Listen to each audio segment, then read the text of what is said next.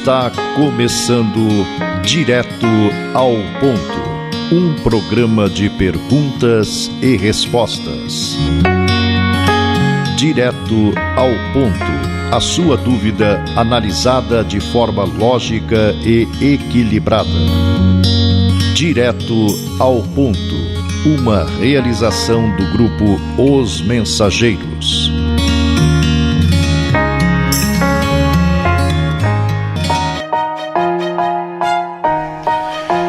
Alô amigos, aqui estamos para conhecer as respostas que você procura perante as dúvidas e conflitos apresentados pela vida na visão filosófica, científica e religiosa do Espiritismo. Indo direto ao ponto, vamos à primeira pergunta do programa de hoje. O casal deve ter filhos à vontade ou deve e pode planejar a sua vida de acordo com as possibilidades do casal? Allan Kardec, em O Livro dos Espíritos, afirma que não devemos controlar as ocorrências da natalidade, enquanto essas ocorrências não perturbam os mecanismos da natureza. Diante da vida de hoje, muito particularmente em vista dos problemas que a criação de alguém que chega à Terra envolve na atualidade, precisamos solucionar muitas questões de assistência, instrução, de manutenção, de orientação no lar e no grupo social. Portanto, um casal tem o direito, perante as leis divinas, de considerar suas possibilidades. É muito melhor considerar essas possibilidades do que entrar pela perpetração do delito do aborto. O aborto traz consequências ruinosas, claramente deploráveis no corpo espiritual da criatura. Chico Xavier contou em programa de televisão que em 1936 conheceu uma senhora que praticou diversas vezes o aborto. Não era uma criatura perversa, entendia que estava agindo bem. Depois da sua desencarnação, depois de 6 abortos, viu-a no mundo espiritual em condições muito lamentáveis. E se lastimava da situação de irresponsabilidade a que ela se entregara nos domínios do aborto inconsequente. Do aborto sem orientação médica, do aborto não terapêutico. Em companhia de amigos espirituais, perguntou pelo caso dela. Disseram que ela reencarnaria dentro de pouco tempo. Realmente, logo depois de 1942, ela reencarnou no campo das relações do Chico Xavier e, com grande surpresa, ele a encontrou numa angústia muito grande.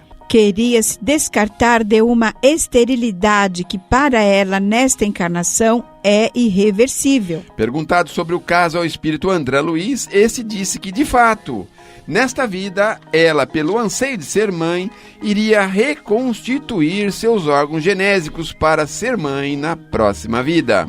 Ouvindo também um amigo médico encarnado, ele disse que essa criatura podia receber um diagnóstico claramente identificável na patologia comum. Amigos espirituais disseram ser ela portadora, segundo os conceitos médicos, de hiperplasia glandular cística do endométrio. Além do mais, com resultados, com derivações muito lamentáveis em seus órgãos femininos. De modo que a vida no lar, nas grandes cidades de hoje, se pode ser pai ou mãe, deve-se emprestar essas possibilidades aos amigos que precisam e desejam voltar à Terra. Mas naturalmente subordinando isto ao nosso critério de administração da família. Estamos apresentando Direto ao Ponto, uma realização do grupo Os Mensageiros. A questão da violência atingiu níveis inimagináveis na atualidade. Como o Espiritismo vê essa questão que parece infindável? Esse quadro de perturbações do nosso tempo é em grande parte devido à ausência da influência religiosa das novas gerações. Precisamos encontrar um caminho de ajustamento da nossa alma à ideia de Deus e aos preceitos da religião. Quaisquer que sejam esses preceitos. Que nos conduzam para o bem. A fim de que venhamos a encontrar o reequilíbrio de que estamos necessitando. A falta da ideia de Deus e a ausência da religião no pensamento da criatura geram tendências à criminalidade, à violência, à subversão, a dificuldades. Que chegam às vezes até a loucura. O mundo moderno passa por grandes experiências e crises para elevar-se, aperfeiçoando-se com o amparo da providência divina. Simbolicamente, se o mundo de hoje fosse submetido a tratamento num gabinete de psicologia à afeição de um doente, é provável que o ódio se destacasse nele como sendo uma enfermidade dominante. Entretanto, isso é transitório, como são transitórios todos os desequilíbrios da individualidade. Considerando-se a individualidade na sua condição de espírito imperecível. O amor, porém, é a bênção da vida. E o mundo se recuperará pelo amor, que Deus nos concedeu como a essência de tudo o que existe. Essa onda de violência que varre o mundo é a ausência do cristianismo puro. A imprensa deveria cooperar com as autoridades no caso específico dos acidentes de trânsito. Os sinais de trânsito devem ser respeitados religiosamente. Não é religiosamente no sentido de corretamente. Interpretar o respeito à vida alheia. Porque, se respeitarmos os sinais de trânsito, todos os problemas de desastre sofrerão uma redução muito grande. Considerando as leis kármicas no ponto de vista religioso do espiritismo, nada ocorre sem que a lei esteja presente. É um dever o respeito aos limites da velocidade e a cooperação com as autoridades em favor da comunidade.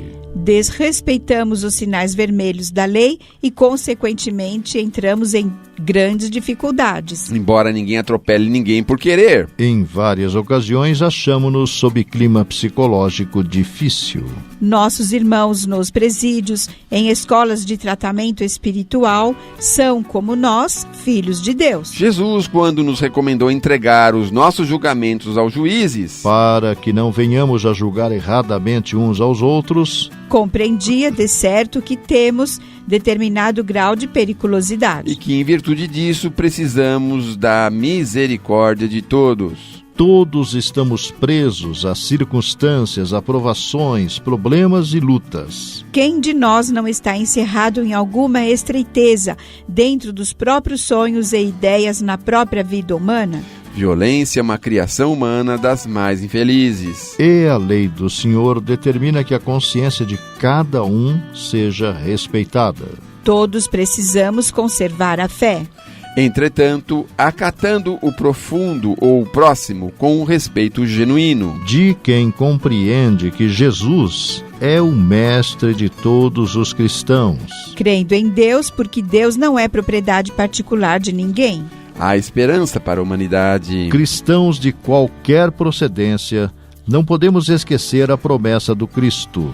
Estarei convosco até o fim dos séculos. A violência, o desamor e a inquietude são estágios humanos suscitados pelas criaturas humanas. Mas a vitória da paz e do amor entre os homens pertence a Jesus, o Cristo de Deus. Permitimos-nos uma contrapergunta. Não será a violência o resultado do nosso pretendido afastamento da fé religiosa? Seguindo o materialismo da inteligência deteriorada, que tenta convencer-nos de que não passamos de animais sadios ou doentes da civilização? A violência é, sem dúvida, algo de nossa própria natureza humana, quando irrompe indebitamente. Apresenta aquilo que a justiça ensina a nomear como sendo periculosidade. Quando nossa periculosidade atinge graus muito altos, aparece a violência. Como sendo um sistema de vida que recorda, de algum modo, a selva. De onde, do ponto de vista da evolução dos milênios, todos procedemos. Urge que o pensamento religioso, atualmente um tanto esquecido, possa novamente socorrer-nos a todos. Desde os primeiros dias de nossa vida infantil, reconduzindo-nos para Deus. A fim de que não estejamos à mercê de princípios materialistas. Que, em verdade, embora respeitáveis pela sinceridade com que se expressam, não definem as verdades da vida. Porque todos somos espíritos eternos diante de Deus. Diante da lei de causa e efeito, a violência é um dos mais lamentáveis estados humanos. E um dos maiores problemas que estamos enfrentando na atualidade. Problema para nós todos. E que só o amor, só o coração voltado para Deus, segundo o ensinamento dos bons espíritos, é que poderá curar. Esperemos que o amor se propague no mundo com mais força que a violência. E a violência desaparecerá. À maneira da treva, quando a luz se lhe sobrepõe. Consideremos, porém, que essa obra, naturalmente, não prescindirá da autoridade humana. Mas, na essência e na prática, exige a cooperação de todos nós. Você está ouvindo Direto ao Ponto. A visão ampla que o Espiritismo nos dá sobre a vida física como prolongamento da vida espiritual, condicionando os eventos físicos, mentais, sociais, espirituais a vidas passadas, sugere a necessidade de novas definições a respeito da saúde. Poderíamos ter uma ideia de como o espírito humano ou ser humano é resultado do sistema integrado espírito, corpo espiritual e corpo físico. A saúde do corpo é reflexo da harmonia espiritual na avaliação do médico conhecido como Joaquim Murtinho Nobre. O pensamento atua à feição de onda, com velocidade superior à da luz. Toda a mente é dínamo gerador da força criativa. Instrumento de trabalho do espírito no processo evolutivo em nossa dimensão existencial, o corpo de carne é criação mental no caminho evolutivo.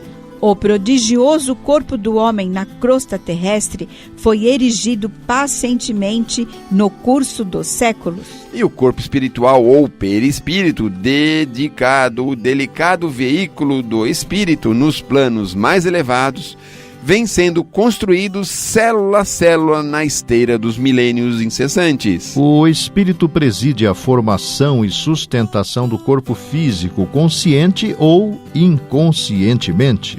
Desde a hora primeira da organização fetal. O corpo físico é mantido pelo corpo espiritual, o perispírito, a cujos moldes se ajusta. Desse modo, a influência sobre o organismo sutil é decisiva para o envoltório da carne em que a mente se manifesta. O perispírito, para a mente, é uma cápsula mais delicada, mais suscetível de refletir-lhe a glória ou a viciação. Nossa atividade mental nos marca o perispírito, em virtude dos tecidos rarefeitos de que se constitui. A saúde é questão de equilíbrio vibracional, de conformação de frequências. Naturalmente, enquanto na Terra, esse problema implica uma equação de vários parâmetros. Quais sejam a respiração e a atividade, o banho e o alimento. Forçoso é, todavia, convir que as raízes morais são sempre os fatores de maior importância. Não somente na vida normal, senão também e em particular nas horas conturbadas. A extrema vibratilidade do espírito produz estados de hipersensibilidade, os quais, em muitas circunstâncias, se fazem sentir por verdadeiros desastres organopsíquicos. Energias atraem energias da mesma natureza. Quando estacionários na viciação ou na sombra, as forças mentais que exteriorizamos retornam ao nosso espírito, reanimadas e intensificadas pelos elementos que com elas se harmonizam, engrossando dessa forma as grades da prisão em que nos detemos irrefletidamente, convertendo-se-nos a alma num mundo fechado em que as vozes e os quadros dos nossos próprios pensamentos, acrescidos pelas sugestões daqueles que se ajustam ao nosso modo de ser, nos impõem reiteradas alucinações. Durante a reencarnação, a criatura elege automaticamente para si grande parte das doenças que lhes incorporam as preocupações. Rende-se habitualmente às sugestões do mal, criando em si não apenas condições favoráveis à instalação de determinadas moléstias no cosmo orgânico, mas também ligações aptas a funcionarem como pontos de apoio para as influências perniciosas interessadas em vampirizar-lhe a vida. A grande maioria das doenças tem a sua causa profunda na estrutura semimaterial do corpo espiritual. Havendo o espírito agido erradamente, nesse ou naquele setor da experiência evolutiva, vinca o corpo espiritual com desequilíbrios ou distonias, que o predispõe à instalação de determinadas enfermidades conforme o órgão atingido. Allan Kardec, por sinal, afirma que grande número de doenças é devido aos fluidos perniciosos de que é penetrado o organismo. Como pode-se estar perguntando, sendo o perispírito dos encarnados de uma natureza idêntica à dos fluidos espirituais, assimila-os com facilidade, como uma esponja se embebe de líquido? Esses fluidos têm sobre o perispírito uma ação tanto mais direta que, por sua expansão e sua irradiação, se confunde com eles. Agindo sobre o perispírito, este, por sua vez, reage sobre o organismo material com o qual está em contato molecular. Se os eflúvios são de boa natureza, o corpo sente uma impressão salutar. Se são maus, a impressão é penosa. Se os maus são permanentes e enérgicos, eles podem determinar desordens físicas. Certas doenças não têm outra causa. Os meios onde superabundam os maus espíritos são, pois, impregnados de maus fluidos, que são absorvidos por todos os poros perispirituais. Como se absorvem pelos poros do corpo as emanações de matérias pútridas, causadoras de várias doenças endêmicas. Se, por exemplo, considerarmos um meio onde predominam pensamentos que reflitam sentimentos desequilibrados e, consequentemente, a presença de maus espíritos, ele estará impregnado de maus fluidos que o encarnado absorve pelo perispírito. Como pode absorver pelos poros do corpo substâncias nocivas ou curativas. Assim se explicam os efeitos percebidos nos lugares de reunião de pessoas. Uma aglomeração qualquer que seja é um foco de irradiações de pensamentos diversos. É como uma orquestra ou coro de pensamentos onde cada um emite uma nota. Resulta daí uma multiplicidade de correntes e eflúvios cuja impressão cada um recebe pelo sentido espiritual. Como num coro musical, cada um recebe a impressão dos sons pelo sentido da audição.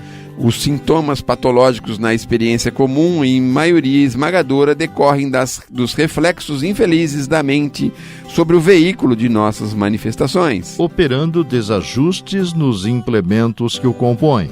Toda emoção violenta sobre o corpo é semelhante à martelada forte sobre a engrenagem de máquina sensível. E toda a aflição é como ferragem ou ferrugem destruidora, prejudicando o seu funcionamento. Sabe hoje a medicina que toda tensão mental acarreta distúrbios de importância no corpo físico. Estabelecido o conflito espiritual, quase sempre as glândulas salivares paralisam as suas secreções. E o estômago, entrando em espasmos, se nega à produção do ácido clorídrico, provocando perturbações digestivas a se expressarem na chamada colite mucosa. Atingido esse fenômeno primário que muita vez abre a porta a temíveis calamidades orgânicas, os desajustamentos gastrointestinais repetidos acabam arruinando os processos de nutrição que interessam o estímulo nervoso.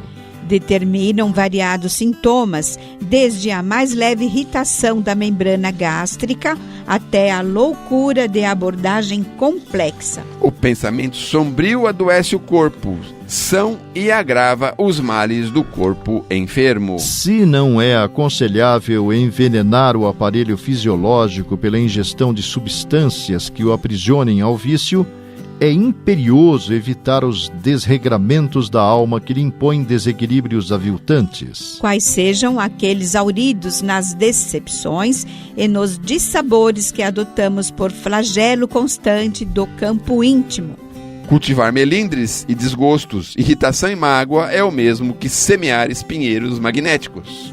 E adubá-los no solo emotivo de nossa existência é intoxicar por conta própria a tessitura da vestimenta corpórea, estragando os centros de nossa vida profunda, arrasando consequentemente sangue, nervos, glândulas e vísceras do corpo, que a divina providência nos concede entre os homens, com vistas ao desenvolvimento de nossas faculdades para a vida eterna. Abordando, por exemplo, o tema suicídio, o Espiritismo o vincula a efeitos ou repercussões não só no retorno e permanência do espírito no mundo invisível, mas a encarnações posteriores. É possível ter-se uma ideia de doenças derivadas do suicídio cometido. O Espírito Emmanuel esclarece que, no suicídio intencional, são as atenuantes da moléstia ou da ignorância. Há que se considerar não somente o problema da infração ante as leis divinas, mas também o ato de violência que a criatura comete contra si mesma através da premeditação mais profunda, com remorso mais amplo. Atormentada de dor, a consciência desperta no nível de sombra a que se precipitou, suportando compulsoriamente as companhias que elegeu para si própria pelo tempo indispensável à justa renovação. Contudo, os resultados não se circunscrevem aos fenômenos do sofrimento íntimo, porque surgem os desequilíbrios consequentes nas sinergias do corpo espiritual, com impositivos de reajuste em existências próximas. É assim que, após determinado tempo de educação nos círculos de trabalho fronteiriços da Terra, os suicidas são habitualmente reinternados no plano carnal. Reencarnam em regime de hospitalização, na cela física, que lhes reflete as penas e angústias na forma de enfermidades e inibições. Lembrando que cada caso é um caso, algumas associações que podem demonstrar essas correlações.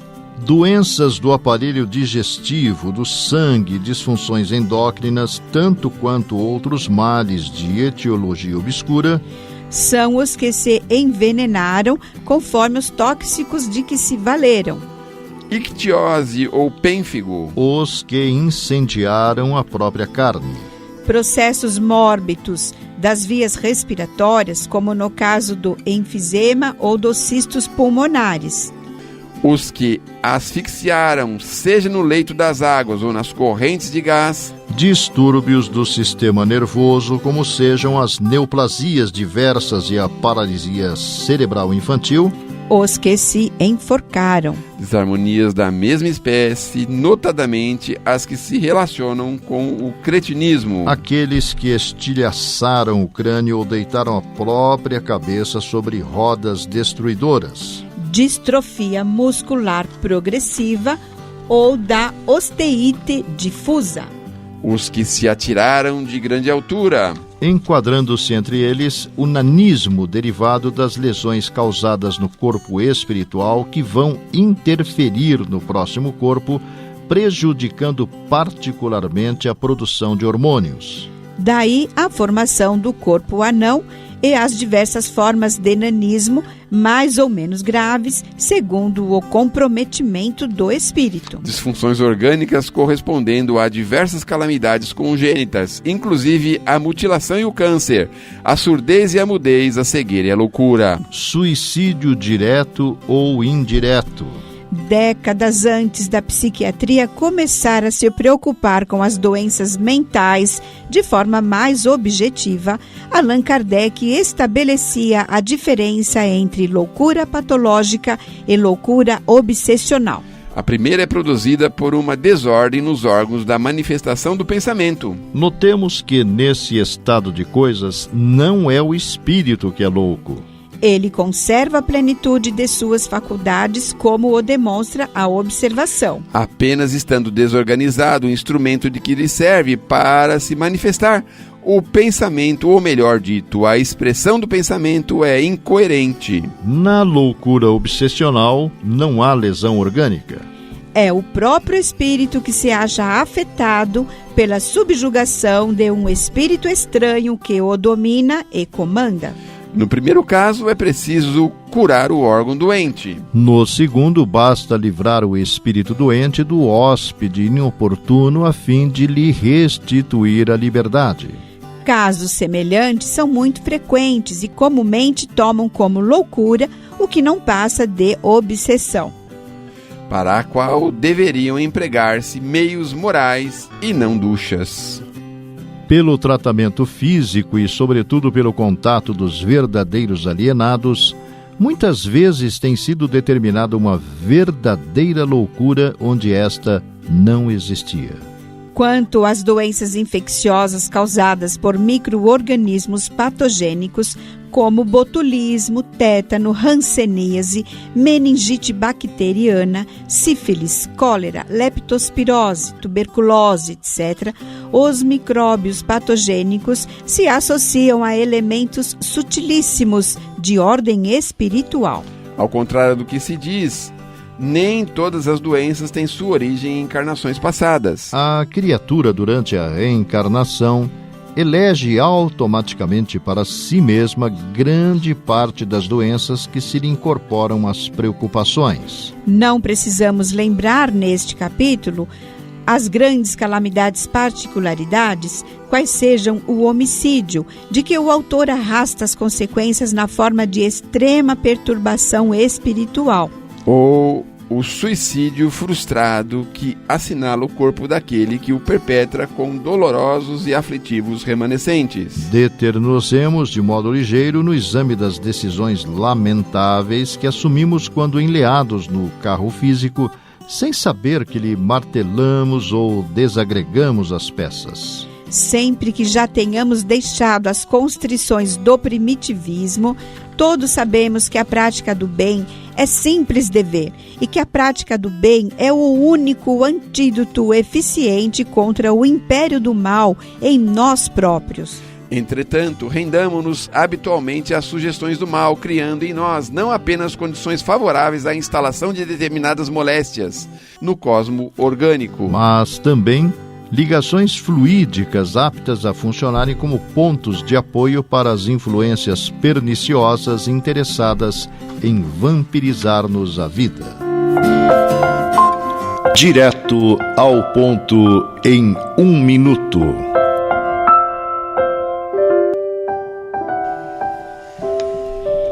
Irmãos solidários, pensa nos companheiros presos à solidão.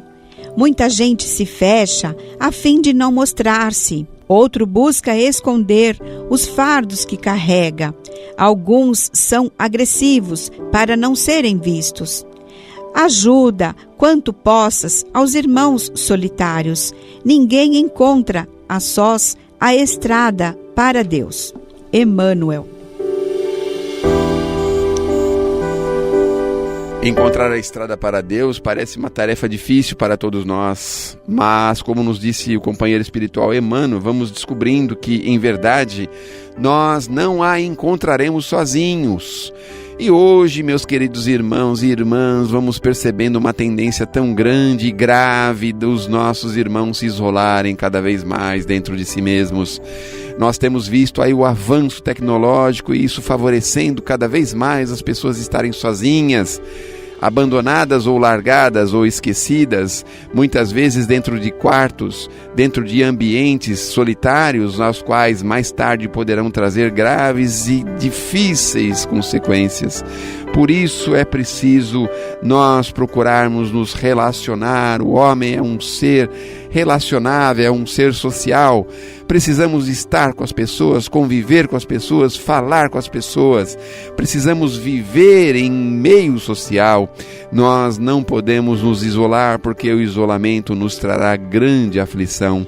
E a maior aflição, como nos disse Emmanuel, é justamente aquela de sozinhos termos a maior dificuldade de encontrarmos a estrada que nos leva a Deus ou à nossa felicidade. Palavras finais.